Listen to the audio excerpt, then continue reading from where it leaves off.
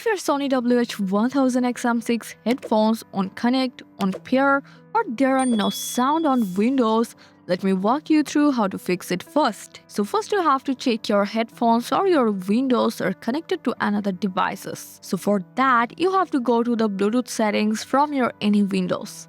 So disconnect them and forget them from other devices, from your headphones or your Windows PC. At the same time, clear out the old pairing on Windows, then turn Bluetooth off and restart your Windows for a fresh start. After that, try reconnecting fresh. If it's still not connecting, you have to reset your headphone.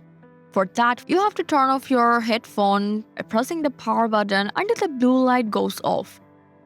Now for reset your headphone, you have to press and hold the power button and the noise cancellation button about 20 to 25 seconds until the blue light blinks 4 times. Now wait 5 seconds and make it into pairing mode. You have to press and hold the power button about 3 to 5 seconds until the blue light blinking continuously. I hope this will fix your issue permanently. But if they connect but there are no sound, look at the sound settings and from the output device, you have to make sure Sony WH-1000XM6 is selected. And that will fix your issue permanently. And that's it. I hope this guide helped you a lot. Thanks for watching.